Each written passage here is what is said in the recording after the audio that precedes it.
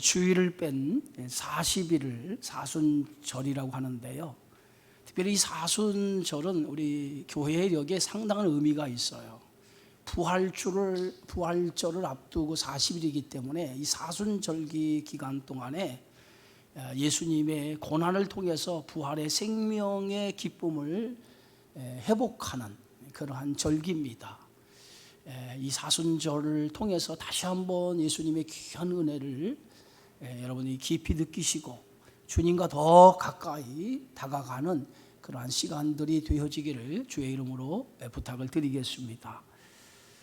예수님은 예루살렘에 입성하시고 제일 먼저 하신 일이 성전에 들어가셔서 성전을 정화하시는 일이었습니다.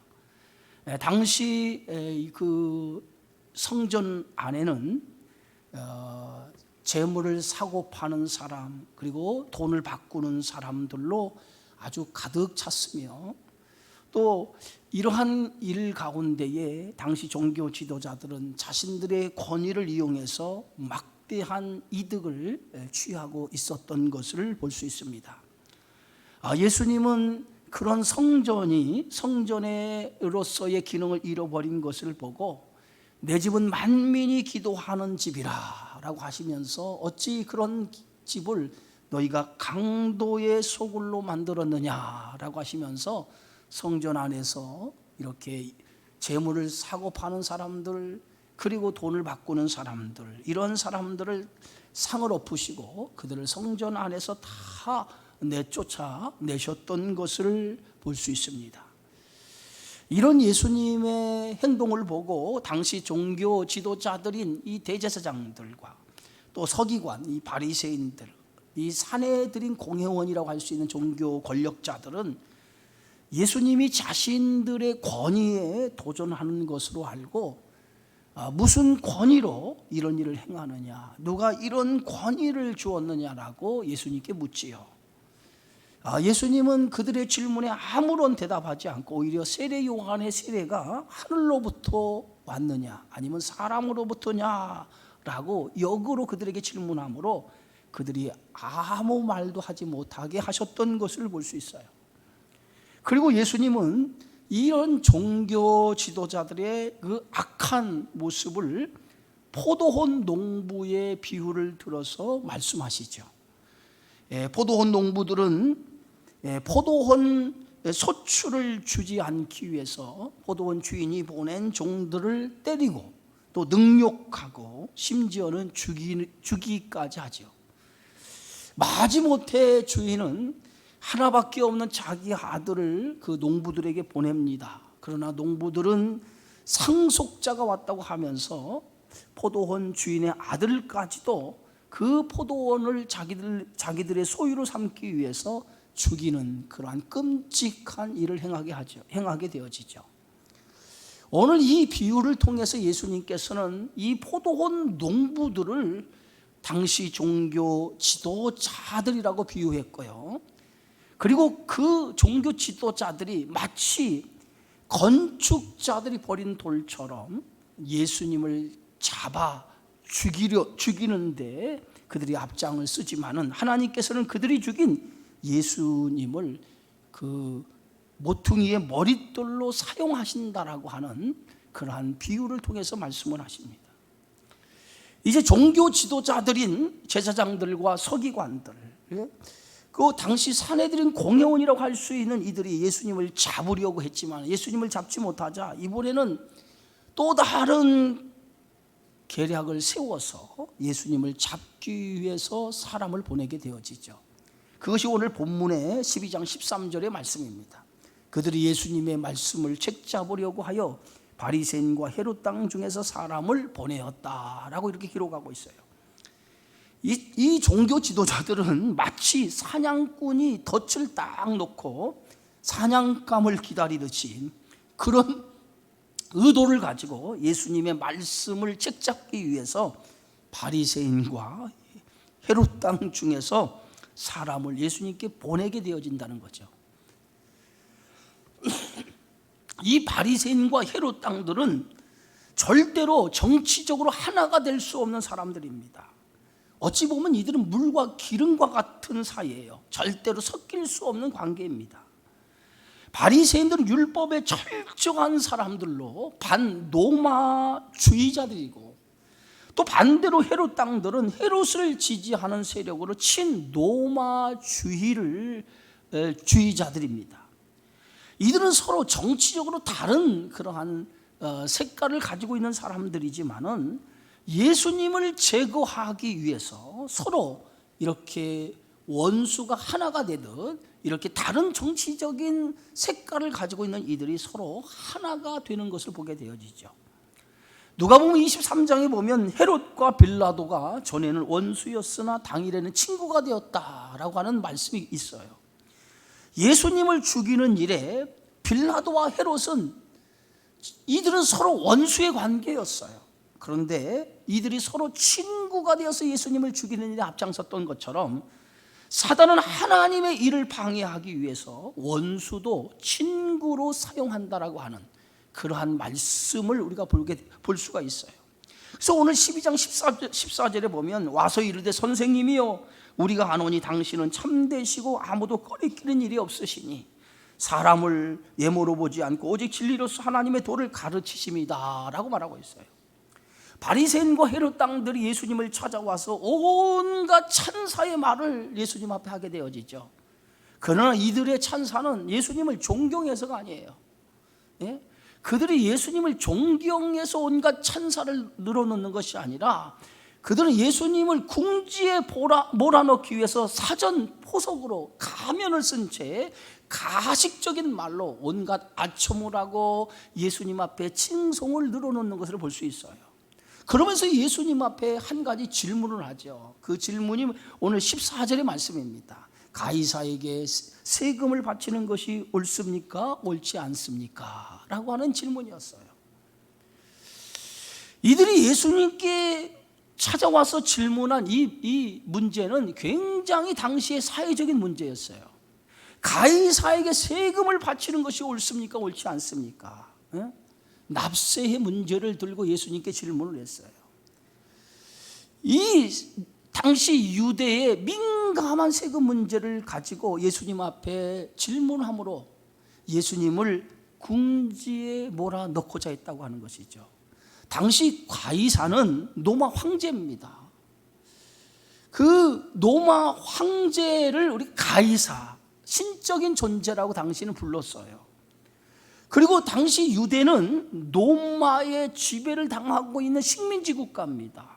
그래서 식민지 국가는 지배를 당하고 있었기 때문에 지배하고 있는 로마에 막대한 세금을 내게 되어져 있어요. 당시 식민지 국가인 그 유대가 로마에 내는 세금은 여러 가지 종류가 있지만 특별히 그 중에 세 종류의 세금을 오늘 로마에게 세금을 내도록 되어져 있어요. 그 첫 번째가 인두세입니다. 인두세. 사람 개인에게 매기는 인두세라고 하는 세금이 있는데 남자는 14세에서 65세까지 그리고 여자는 12살에서부터 65세까지 매년 그 한 데나니온이라고 하는 그 돈을 인두세로 내도록 되어져 있어요. 그리고 두 번째 그 로마에 내는 세금이 지세입니다. 땅에 붙은 세금인데요.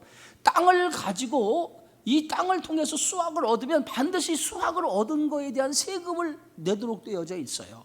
만약에 땅을 통해서 곡식을 심어서 곡식의 수확을 얻으면 그 10분의 1에 해당되는 세금을 내도록 되어져 있고요.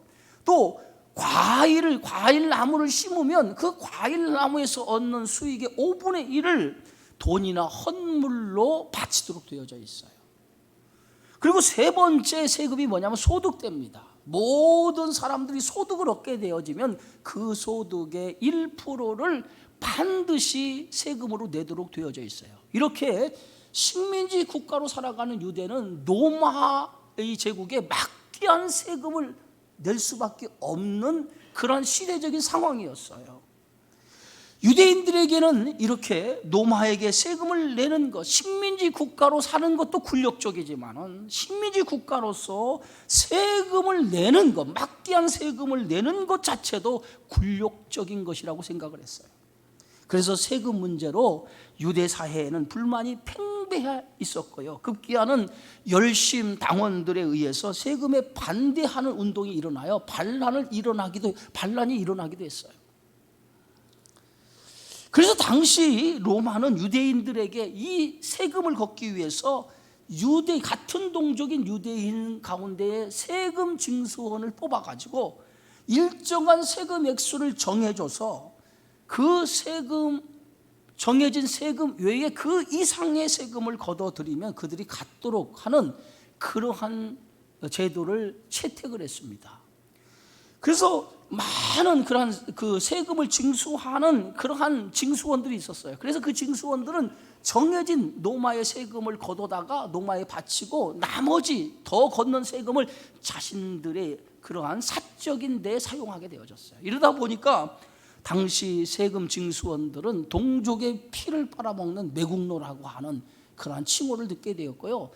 사람들이 그들을 사람 취급을 하지 않는 그러한 일들이 일어나게 되어졌어요. 그래서 우리가 성경에 보면 대표적인 사람이 세리장이었던 삭개오 같은 사람이에요.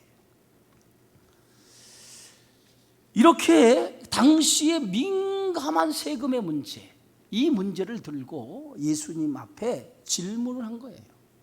가이사에게 세금을 바치는 것이 옳습니까? 바치지 않는 것이 옳습니까? 예수님이 어떤 대답을 하느냐에 따라서 예수님은 매국노가 될 수 있고, 그리고 예수님은 노마의 반역자가 될 수 있는 아주 민감한 사항에 대한 질문을 던진 거예요. 예수님은 그들이 어떤 의도를 가지고 어떤 생각을 가지고 자신을 찾아와서 이 민감한 세금 문제를 가지고 질문을 했는지 예수님은 아셨어요. 저들이 진리를 알고자 하는 것이 아니라 예수님을 궁지에 몰아넣기 위해서 이런 질문을 했다라고 하는 것을 예수님은 알고 있었다는 거예요. 그래서 같은 병행 본문인 마태나 누가복음에 보면 그들의 악함을 아셨다, 그들의 간계를 아셨다라고 기록하고 있어요. 예수님이 어떤 분이십니까? 사람의 속마음까지도 꿰뚫어 보시는 분이에요. 그 사람이 어떤 생각, 어떤 마음을 가지고 있는지 훤히 그 사람의 속마음까지 들여다보시는 분이 바로 예수님이에요. 예수님은 그들의 속내, 그들의 어떤 의도, 어떤 생각을 가지고 지금 자신을 찾아와서 이런 질문을 했는지를 잘 아셨어요. 그러면서 예수님께서는 15절에 이렇게 말합니다. 어찌하여 나를 시험하느냐라고. 어찌하여 나를 시험하느냐. 그들이 예수님을 시험하는 줄 알고 어찌하여 나를 시험하느냐라고 말합니다. 여기서 시험하다라고 하는 이 단어는 페라이조라고 하는 단어인데요. 이 단어가 언제 쓰여졌냐면 예수님이 사탄에 의해 공생애를 시작할 때 사탄에 의해서 광야에서 시험을 받을 때, 세 가지 시험을 받을 때 그때 시험이라고 하는 이 단어가 페라이조라고 하는 단어입니다. 사탄에 의해 시험을 받을 때 쓴 단어예요. 그렇다고 하면 저들이 어찌하여 나를 시험하느냐라고 하는 이 말씀은 저들이 사탄에 의한 시험과 동일한 시험을 예수님께 하셨다고 하는 거죠. 예수님은 그들의 질문을 받고 그들에게 이렇게 얘기하죠. 데나리온 하나를 가져다가 내게 보이라 라고 말씀합니다. 이 데나리온은요 당시 유대에 통용되고 있는 로마 화폐입니다. 그게 데나리온이에요. 그래서 예수님께서는 이 데나리온 하나를 가져오라고 말하죠. 그랬더니 그들이 오늘 16절에 보면 가져왔거늘, 그들이 예수님 앞에 데나리온을 가져오죠. 그랬더니 예수님께서 그들에게 이렇게 말합니다. 이 형상과 이 글이 누구의 것이냐라고 물어요. 지금 성경의 말씀에 보면 가져왔거늘 그랬는데 누가 가져왔는지를 기록되지 않았어요. 또 가지로 갔다, 데나리온을 가지로 갔다라고 이것도 기록되지 않은 것으로 보아 거기에 있는 사람 중 하나가 자신이 가지고 있는 데나리온을 꺼내서 예수님 앞에 드렸다라고 볼 수 있어요. 이것은 이들이 이미 가이사의 동전을 사용함으로써 그들은 가이사를 인정하고 있는 것을 볼 수 있어요. 당시 한 데나리온은요 노동자의 하루 품삯에 해당되는 가치가 있는 돈이에요. 그래서 데나리온은 로마 은화로 로마 제국의 통일된 세금 화폐로 규정되어서 당시에 통용되고 있는 화폐입니다. 그래서 이 데라니온에는 무엇이 새겨져 있냐면 우리가 한번 우리 그 그림을 화면 좀 띄워보세요. 이게 데라니온의 모습, 그 그림이에요. 동전 그림인데 앞면과 뒷면의 그림인데요. 이 앞면에 보면은 한 면에는 신적인 신분의 상징인 월계관을 쓴 황제의 흉상이 그려져 있어요. 당시 이 시대의 황제가 누구냐면 디베리오 황제예요. 디베리오 황제였어요.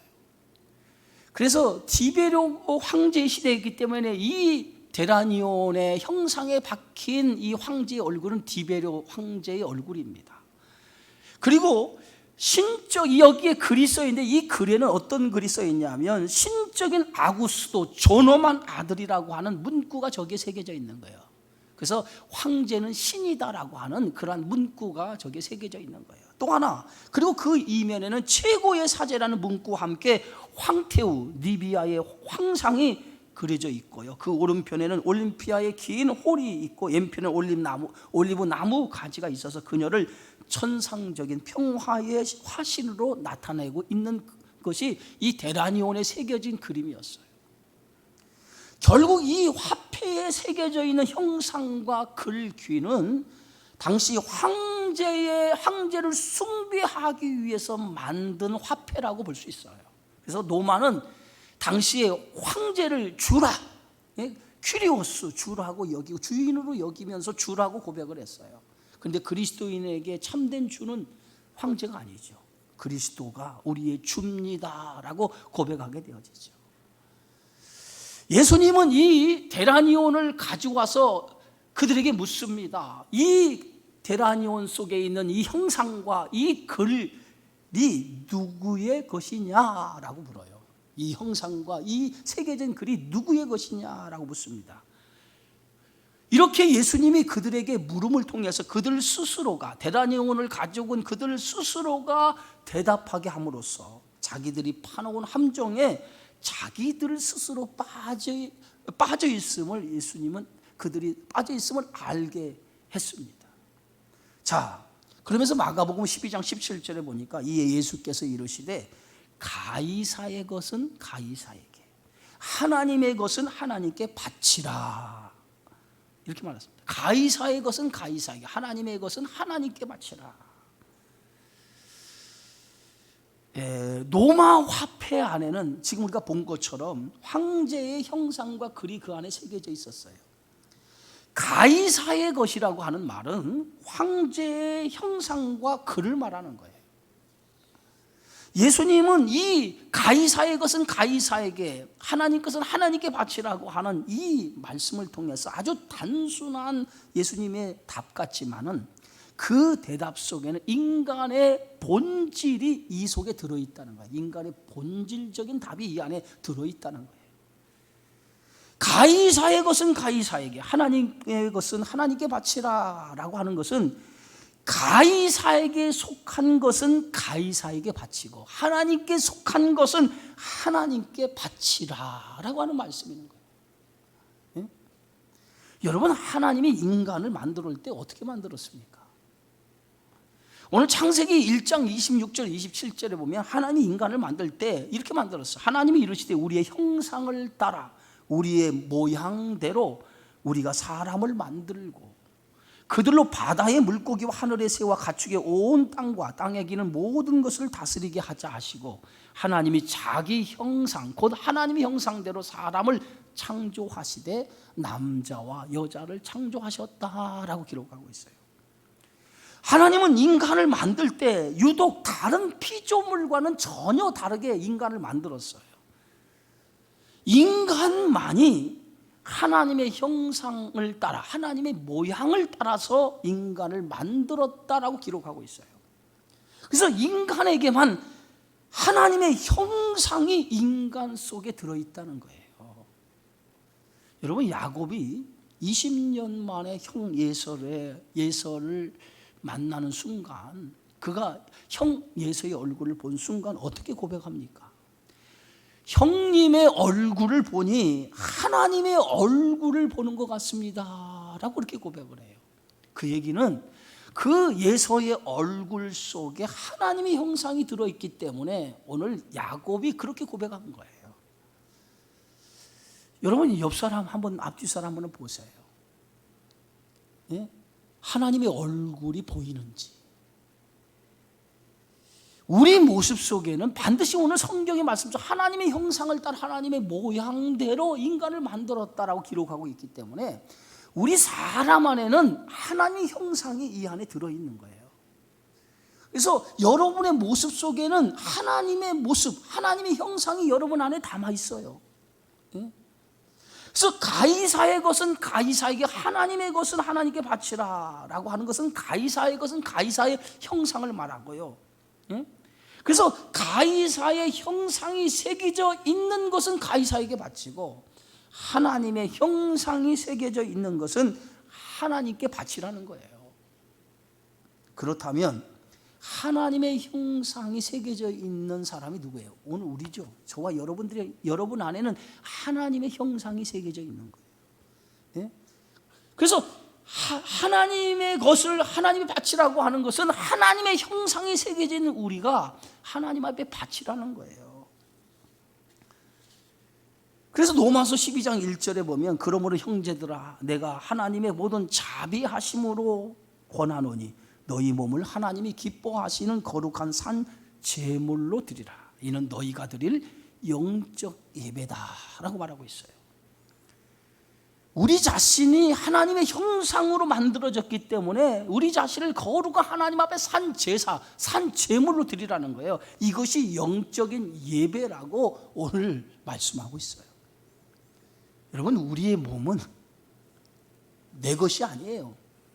하나님의 것이에요. 몸만이 아니라 나의 생명, 나의 물질, 내가 가지고 있는 전부가 다 하나님 것입니다. 예?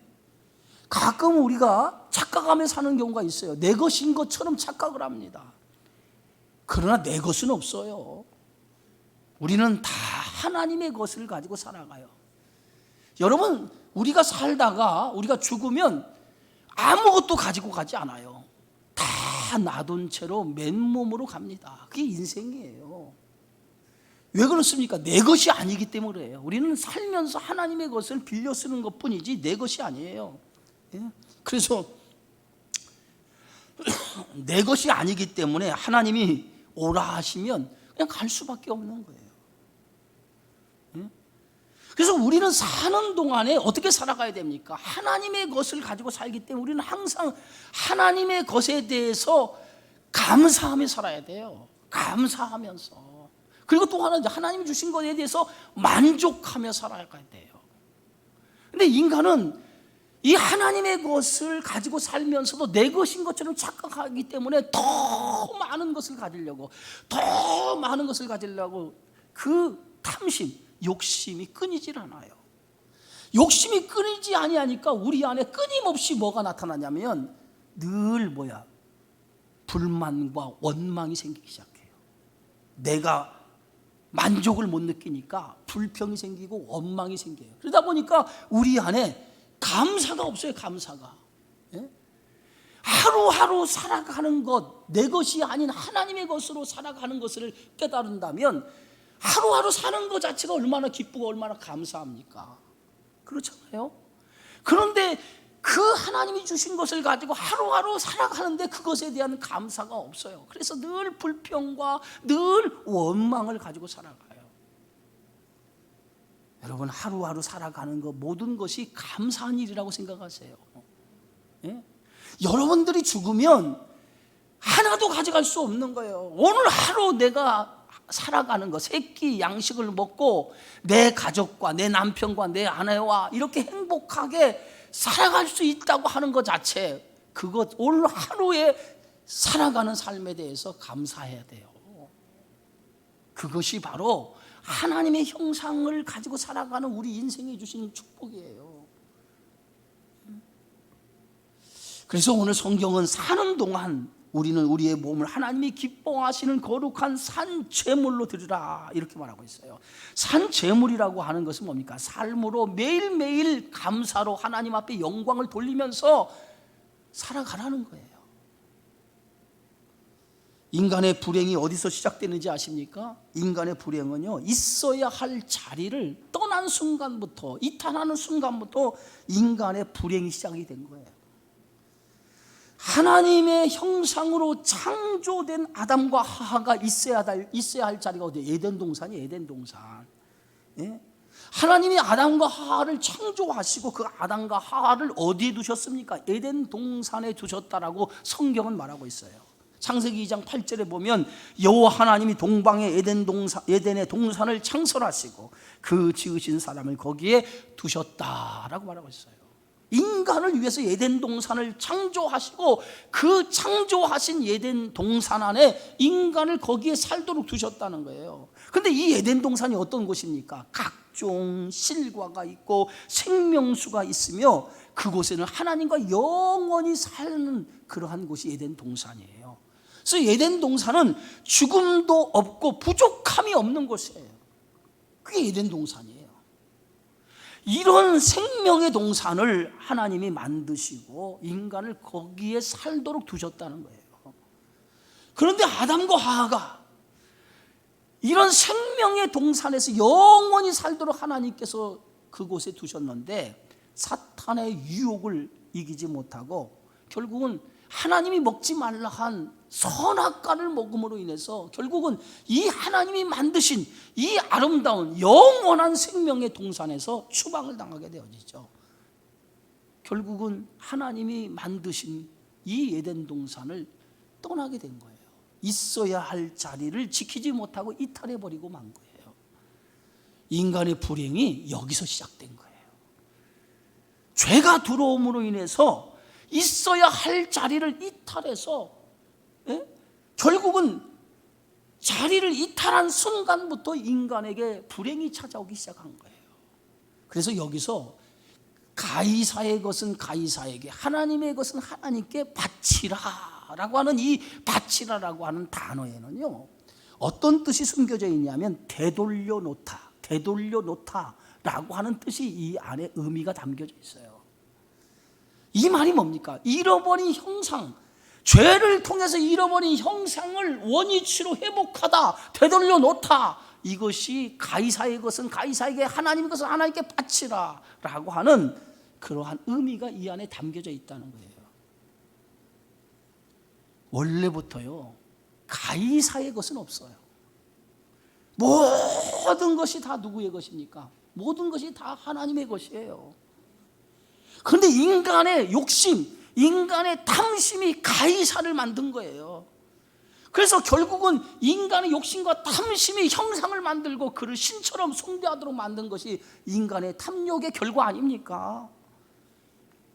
그런데 이제 오늘 예수님은 뭐라고 말씀합니까? 가이사의 것은 가이사에게, 하나님께 바치라고 하는 이 말씀을 통해서 하나님의 형상을 너희 안에 하나님의 형상이 있다면, 하나님의 형상을 가진 너희는 하나님께 영광을 돌리며 살아가야 된다라고 얘기하고 있어요. 원래의 자리로 돌아가야 된다라고 하는 것을 오늘 이 말씀을 통해서 예수님이 말씀하고 있는 거예요. 여러분, 예수님이 이 땅에 오신 이유가 어디 있어요? 원래에 있어야 할 자리로 다시 되돌리기 위해서. 우리가 있어야 할 자리 어디에? 에덴 동산, 하나님 만드신 영원한 동산, 안식을 누리는 그곳이 우리가 있어야 할 자리예요. 죄가 들어와서 그 있어야 할 자리를 이탈하는 순간에 인간의 불행이 찾아오고 그 불행의 결과가 죽음이었어요. 그런데 예수님이 이 땅에 원래 있어야 할 그 자리로 다시 우리를 돌아가게 하기 위해서, 다시 영원한 에덴 동산, 그 동산을 회복하고 그 안에서 영원히 주님과 함께, 하나님과 함께 안식을 누리게 하기 위해서 예수님이 이 땅에 오신 거예요. 예수님의 이 말씀을 듣고 오늘 바리새인들과 헤롯 땅의 반응은 어떤 반응을 보입니까? 오늘 17절에 보면 그들이 예수께 대하여 매우 놀랍게 여겼다라 그랬어요. 예수님의 말씀을 듣고 놀랍게 여겼다는 거예요.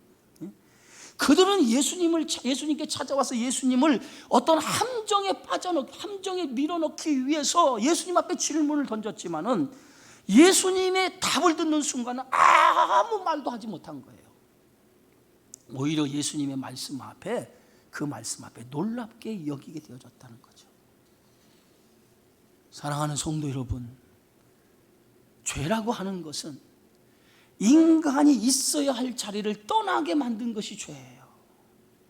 사탄이 인간의 자리에 있어야 할 그 에덴 동산을 찬탈한 것이에요. 불행은, 인간의 불행은 여기서부터 시작된 겁니다. 있어야 할 자리를 떠난 순간부터 인간의 불행이 찾아온 거예요. 우리는 예수 그리스도를 통해서 그 자리를 회복한 사람이에요. 믿으십니까? 네? 예수 그리스도를 통해서 그 자리를 회복한 사람이에요. 예수님은 우리를 다시 에덴 동산의 영원한 안식을 주시기 위해서 예수님은 이 땅에 오신 거예요. 그 자리를 예수 그리스도를 통해서 우리를 회복시켜 주신 줄 믿으시기를 바랍니다. 주님이 이 땅에 오신 것은 바로 그 이유 때문에 오신 거예요. 영원한 하나님의 형상대로 만든 우리들의 모습, 그 원래의 자리로 우리가 돌아가기 위해서는 우리의 힘으로 되지 않지요. 오직 그리스도의 생명의 은혜로만 되는 줄 믿습니다. 그래서 오늘 이 말씀 속에 가이사의 것은 가이사에게, 하나님의 것은 하나님께 바치라 라고 하는 이 말씀은 너희는 어디에 속한 사람이냐라고 하는 말이에요. 저와 여러분은 어디에 속했습니까? 가이사에게 속했습니까? 아니면 하나님께 속한 사람입니까? 우리는 하나님의 형상을 따라, 하나님의 모양을 따라 만든 사람이에요. 그렇다면 우리 형상과 모양이 하나님 안에 속한 사람이라는 거예요. 하나님 안에 속한 사람, 그게 저와 여러분의 신분이에요. 하나님 안에 속한 사람인데 우리가 여전히 가이사에게 속한 사람처럼 살아간다고 하면 우리는 하나님의 형상을 잃어버린 사람으로 살아가는 거예요. 우리는 하나님의 형상 안에서 만들어진 사람이에요. 우리는 세상에 속한 사람이 아니라 하나님 안에 속한 사람인 것을 믿으시기를 바랍니다. 하나님의 형상이 우리 안에 있듯이 이제 우리가 살아가야 할 삶은 하나님의 영광을 위해 살아가야 돼요. 하나님의 영광을 위해 살아가는 사람이 될 때 우리는 가장 행복한 사람이라는 거예요. 그것이 뭐예요? 원래의 자리에 있을 때 가장 행복한 것처럼 우리는 하나님 안에 있을 때 가장 행복한 사람인 거예요. 하나님이 우리에게 이 하나님의 원래의 자리를 예수님을 통해서 회복시켜 주신 줄 믿습니다. 그러므로 이제부터는 우리는 회복시켜진 그 자리를 떠나서는 안 돼. 이 자리가 복 있는 자리예요. 이 자리가 영원한 생명을 얻는 자리예요. 그리스도 안에서 참된 복을 누리고 사시기 바랍니다. 그래서 여러분이 주시는 이 참된 복을 누림을 통해서 영원히 주님이 주시는 안식과 함께 그 생명 안에서 복 있는 삶을 날마다 이루며 살아가는 그런 믿음의 성도가 되어지기를 주의 이름으로 축원합니다. 거룩하신 주님 감사합니다. 가이사의 것은 가이사에게, 하나님의 것은 하나님께 바치라고 하시는 이 말씀의 참된 의미를 깨닫게 하여 주셨소.